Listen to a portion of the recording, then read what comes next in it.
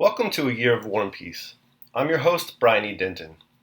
A Year of War and Peace is a daily, year-long, chapter-by-chapter reading of and meditation on Leo Tolstoy's epic novel, War and Peace. In these videos and podcasts, you'll be treated to a free reading of one chapter per day of the novel, plus a reflective essay I've written individually tailored to that day's chapter. These readings are offered for free, though if you'd like to support me, you can do so in one of three ways. First, you could purchase my ebook, A Year of War and Peace. It features the entire novel, plus all of my reflective essays, and it's only $2.99 on Amazon.com. You could also become a patron at patreon.com/Brian E. Denton. If you sign up there, you'll receive a sonnet once a month, plus a link to an ebook of my collected sonnets. Finally, if you like, you can make a one-time donation to my PayPal account. The email there is brianedenton@gmail.com. You can also use that email to contact me. I'd be happy to hear from you. Your support is greatly appreciated.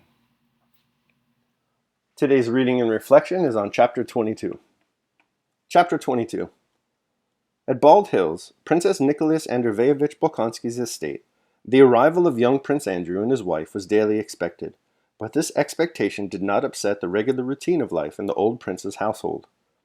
General-in-Chief Princess Nicholas Andreyevich, nicknamed in society the King of Prussia ever since the Emperor Paul had exiled him to his country estate, had lived there continuously with his daughter, Princess Mary, and her companion, Mademoiselle Bourienne. Though in the new reign he was free to return to the capitals, he still continued to live in the country, remarking that anyone who wanted to see him could come the 100 miles from Moscow to Bald Hills, while he himself needed no one and nothing.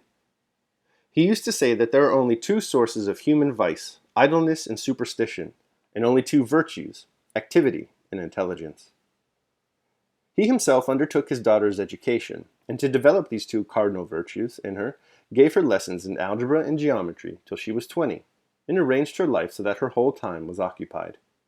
He himself was always occupied, writing his memoirs, solving problems in higher mathematics, turning snuff boxes on the lathe, working in the garden, or superintending the building that was always going on at his estate. As regularity is a prime condition facilitating activity, regularity in his household was carried to the highest point of exactitude. He always came to table under precisely the same conditions, and not only at the same hour, but at the same minute. With those about him, from his daughter to his serfs, the prince was sharp and invariably exacting, so that without being a hard-hearted man, he inspired such fear and respect as few hard-hearted men would have aroused. Although he was in retirement and had now no influence in political affairs, every high official appointed to the province in which the prince's estate lay considered it his duty to visit him, and waited in the lofty antechamber just as the architect, gardener, or Princess Mary did, till the prince appeared punctually to the appointed hour. Everyone sitting in this antechamber experienced the same feeling of respect and even fear when the enormously high study door opened and showed the figure of the rather small old man, with powdered wig, small withered hands, and bushy gray eyebrows which, when he frowned, sometimes hid the gleam of his shrewd, youthfully glittering eyes. On the morning of the day that the couple were to arrive, Princess Mary entered the antechamber as usual at the time appointed for the morning greeting, crossing herself with trepidation and repeating a silent prayer. Every morning she came in like that, and every morning prayed that the daily interview might pass off well. An old powdered manservant, who was sitting in the antechamber, rose quietly and said in a whisper, "Please walk in." Through the door came the regular hum of a lathe. The princess timidly opened the door, which moved noiselessly and easily. She paused at the entrance. The prince was working on the lathe, and after glancing around, continued his work. The enormous study was full of things evidently in constant use. The large table covered with books and plans, the tall glass-fronted bookcases with keys in the locks, the high desk for writing while standing up, on which lay an open exercise book, and the lathe with tools laid ready to hand and shavings scattered around, all indicated continuous, varied, and orderly activity. The motion of the small foot shod in a tartar boot embroidered with silver, and the firm pressure of the lean, sinewy hand showed that the prince still possessed the tenacious endurance and vigor of hardy old age. After a few more turns of the lathe, he removed his foot from the pedal, wiped the chisel, dropped into a leather pouch attached to the lathe, and, approaching the table, summoned his daughter. He never gave his children a blessing, so he simply held out his bristly cheek, as yet unshaven, and, regarding her tenderly and attentively, said severely, "Quite well. All right then, sit down." He took the exercise book containing lessons in geometry written by himself, and drew up a chair with his foot. "For tomorrow," said he, quickly finding the page and making a scratch from one paragraph to another with his hard nail. The princess bent over the exercise book on the table. "Wait a bit, here's a letter for you," said the old man suddenly, taking a letter addressed in a woman's hand from a bag hanging above the table, onto which he threw it. At the sight of the letter, red patches showed themselves on the princess's face. She took it quickly and bent her head over it. "From Eloise?" said the prince with a cold smile that showed his still sound, yellowish teeth. "Yes, it's from Julie," replied the princess with a timid glance and a timid smile. "I'll let 2 more letters pass, but the third I'll read," said the prince sternly. "I'm afraid you write much nonsense. I'll read the third." "Read this if you like, father," said the princess, blushing still more and holding out the letter. "The third, I said, the third!" cried the prince, abruptly, pushing the letter away, and leaning his elbows on the table, he drew toward him the exercise book containing geometrical figures.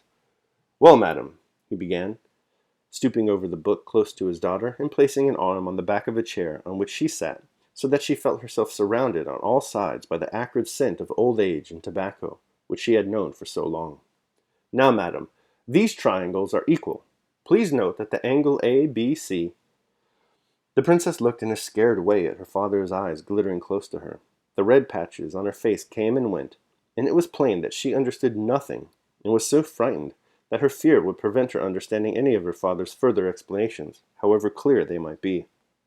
Whether it was the teacher's fault or the pupil's, this same thing happened every day. The princess's eyes grew dim. She could not see and could not hear anything, but was only conscious of her stern father's withered face close to her, and of his breath and the smell of him, and could think only of how to get away quickly to her own room to make out the problem in peace. The old man was beside himself, moved the chair on which he was sitting noiselessly backward and forward, made efforts to control himself and not become vehement, but almost always did become vehement, scolded, and sometimes flung the exercise book away. The princess gave a wrong answer. "Well now, isn't she a fool?" shouted the prince, pushing the book aside and turning sharply away. But rising immediately, he paced up and down, lightly touched his daughter's hair, and sat down again. He drew up his chair and continued to explain. "This won't do, princess, it won't do," said he, when Princess Mary, having taken and closed the exercise book with the next day's lesson, was about to leave. "Mathematics are most important, madam. I don't want you to be like our silly ladies. Get used to it, and you'll like it." And he patted her cheek. "It will drive all the nonsense out of your head." She turned to go, but he stopped her with a gesture and took an uncut book from the high desk. "Here's some sort of key to the mysteries that your Heloise has sent you. Religious. I don't interfere with anyone's belief. I have looked at it. Take it. Well now, go." He patted her on the shoulder, and himself closed the door after her. Princess Mary went back to her room with the sad, scared expression that rarely left her, and which made her plain, sickly face yet plainer. She sat down at her writing table, on which stood miniature portraits, and which was littered with books and papers. The princess was as untidy as her father was tidy. She put down the geometry book and eagerly broke the seal of the letter. It was from her most intimate friend from childhood, that same Julie Karagina who had been at the Rostovs' name-day party. Julie wrote in French, "Dear and precious friend, how terrible and frightful a thing is separation. Though I tell myself that half my life and half my happiness are wrapped up in you, and that in spite of the distance separating us, our hearts are united by indissoluble bonds, my heart rebels against fate, and in spite of the pleasures and distractions around me, I cannot overcome a certain secret sorrow that has been in my heart ever since we parted. Why are we not together as we were last summer in your big study, on the blue sofa, the confidential sofa? Why cannot I now, as 3 months ago, draw fresh moral strength from your look, so gentle, calm, and penetrating? A look I loved so well, and seem to see before me as I write." Having read this far, Princess Mary sighed, and glanced into the mirror which stood on her right. It reflected a weak, ungraceful figure and thin face. Her eyes, always sad, now looked with particular hopelessness at her reflection in the glass. "She flatters me," thought the princess. turning away and continuing to read. But Julie did not flatter her friend. The princess's eyes, large, deep, and luminous, it seemed as if at times there radiated from them shafts of warm light, were so beautiful that they very often, in spite of the plainness of her face, they gave her an attraction more powerful than that of beauty. But the princess never saw the beautiful expression of her own eyes, the look they had when she was not thinking of herself. As with everyone, her face assumed a forced, unnatural expression as soon as she looked in a glass. She went on reading. All of Moscow talks of nothing but war. One of my two brothers is already abroad, the others with the guards, who are starting on their march to the frontier. Our dear emperor has left Petersburg, and it is thought intends to expose his precious person to the chances of war. God grant that the Corsican monster who is destroying the peace of Europe may be overthrown by the angel whom it has pleased the Almighty, in his goodness, to give us as a sovereign. To say nothing of my brothers, this war has deprived me of one of the associations nearest my heart. I mean young Nicholas Rostov, who with his enthusiasm could not bear to remain inactive, and has left the university to join the army. I will confess to you, dear Mary, that in spite of his extreme youth, his departure for the army was a great grief to me. This young man, of whom I spoke to you last summer, is so noble-minded and full of that real youthfulness which one seldom finds nowadays among our old men of 20, and particularly, he is so frank and has so much heart. He is so pure and poetic that my relations with him, transient as they were, have been one of the sweetest comforts to my poor heart, which has already suffered so much. Some day I will tell you about our parting, and all that was said then. That is still too fresh. Ah, dear friend, you are happy not to know these poignant joys and sorrows. You are fortunate, for the latter are generally the stronger. I know very well that Count Nicholas is too young ever to be more than a friend, but this sweet friendship, this poetic and pure intimacy, were what my heart needed. But enough of this. The chief news, about which all Moscow gossips, is the death of old Count Bezúkhov and his inheritance. Fancy, the three princesses have received very little, Prince Vasily nothing, and it is Monsieur Pierre who has inherited all the property, and has besides been recognized as legitimate, so that he is now Count Bezúkhov and possessor of the finest fortune in Russia. It is rumored that Prince Vasily played a very despicable part in this affair, and that he returned to Petersburg quite crestfallen. I confess I understand very little about all these matters of wills and inheritance, but I do know that since this young man, whom we all used to know as plain Monsieur Pierre, has become Count Bezúkhov and the owner of one of the largest fortunes in Russia, I am much amused to watch the change in the tone and manners of the mammas burdened by marriageable daughters, and of the young ladies themselves towards him, though, between you and me, he always seemed to me a poor sort of fellow. As for the past 2 years, people have amused themselves by finding husbands for me, most of whom I don't even know. The matchmaking chronicles of Moscow now speak of me as the future Countess Bezúkhova. But you will understand that I have no desire for the post.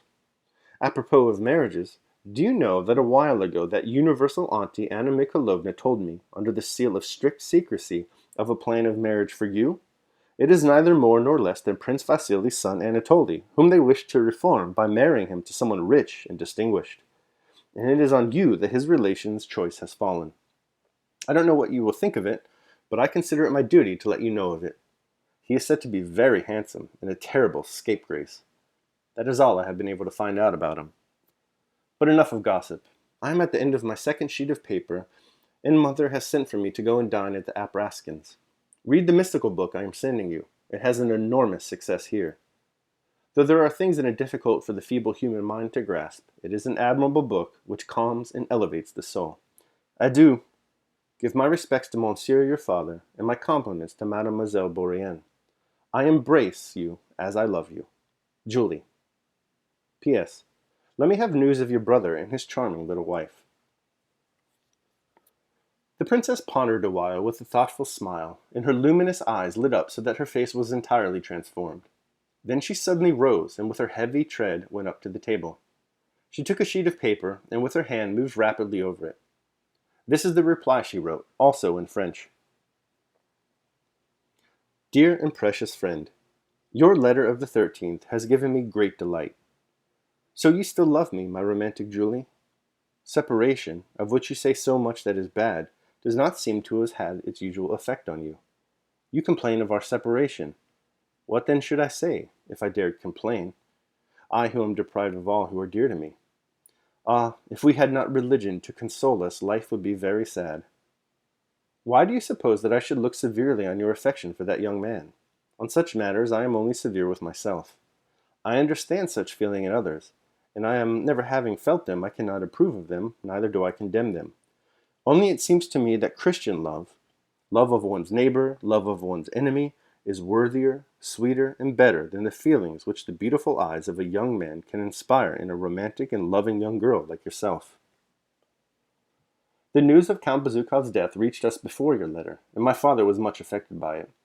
He says the Count was the last representative but one of the great century, and that it is his own turn now, but that he will do all he can to let his turn come as late as possible.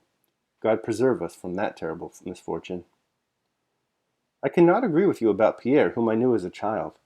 He always seemed to me to have an excellent heart, and that is the quality I most value in people. As to his inheritance and the part played by Prince Vasily, it is very sad for both. Ah, my dear friend, our divine Saviour's words, that it is easier for a camel to go through the eye of a needle than for a rich man to enter the kingdom of heaven, are terribly true. I pity Prince Vasily, but am still more sorry for Pierre. So young and burdened with such riches, to what temptations he will be exposed. If I were asked what I desire most on earth, it would be to be poorer than the poorest beggar. 1,000 thanks, dear friend, for the volume you have sent me, and which has had much success in Moscow. Yet since you tell me that among some good things it contains others which our weak human understanding cannot grasp, it seems to me rather useless to spend time in reading what is unintelligible, and can therefore bear no fruit. I never could understand the fondness some people have for confusing their minds by dwelling on mystical books that merely awaken their doubts and excite their imagination, giving them a bent for exaggeration quite contrary to Christian simplicity. Let us rather read the epistles and gospels. Let us not seek to penetrate what mysteries they contain. For how can we, miserable sinners that we are, know the terrible and holy secret of providence, which, while we remain in this flesh which forms an impenetrable veil between us and the eternal?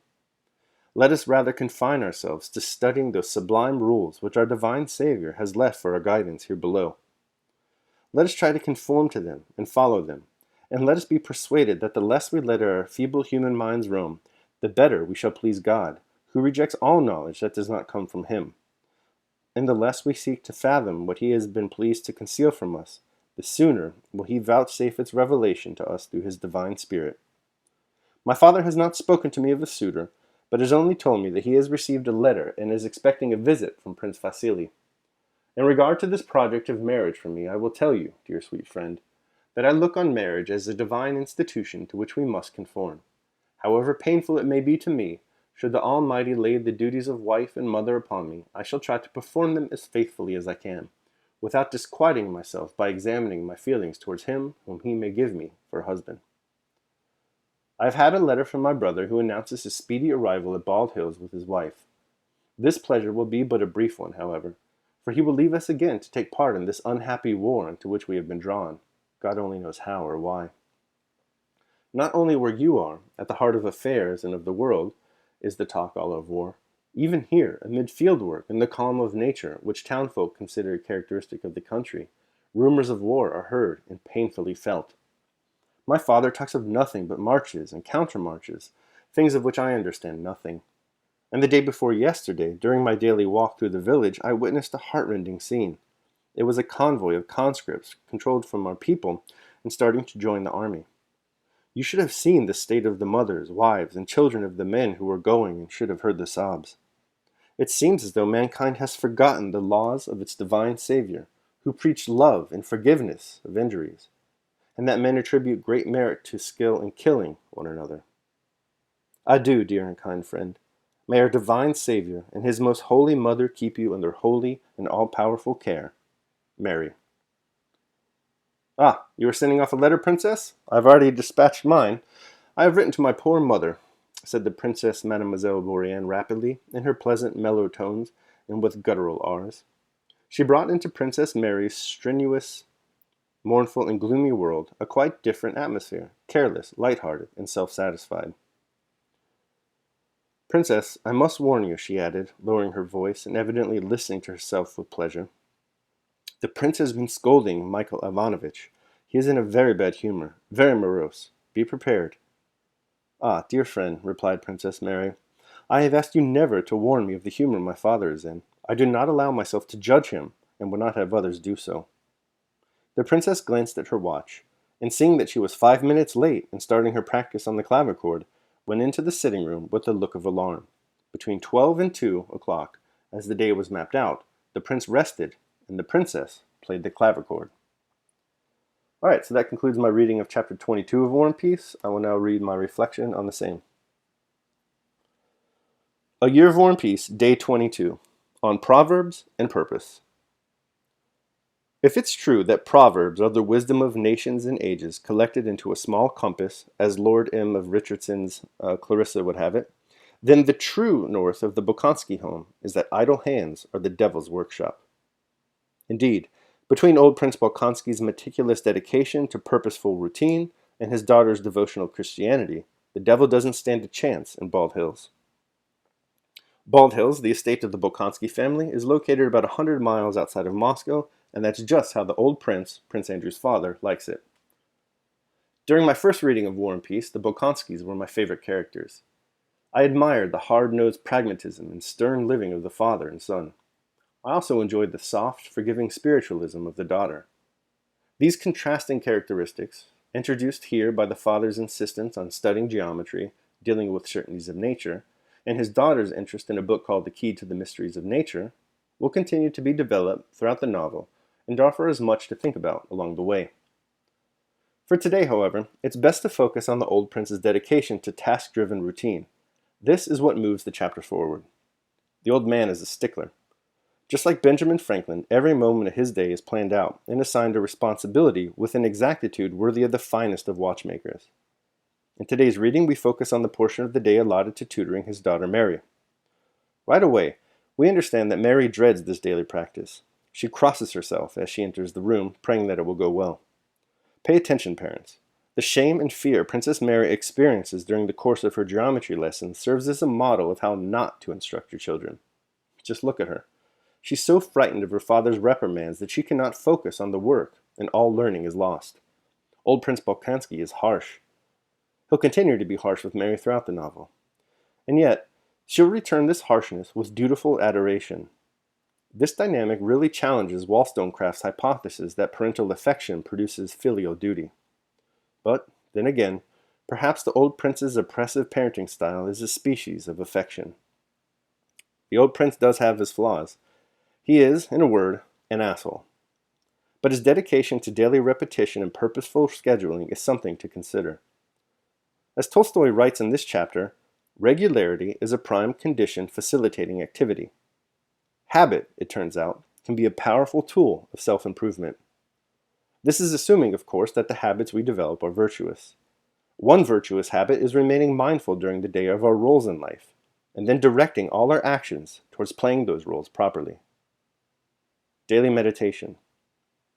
Let no act be done without purpose. Marcus Aurelius, The Meditations. So that concludes my reading of and reflection on chapter 22 of War and Peace. I hope you liked it. Thanks for listening.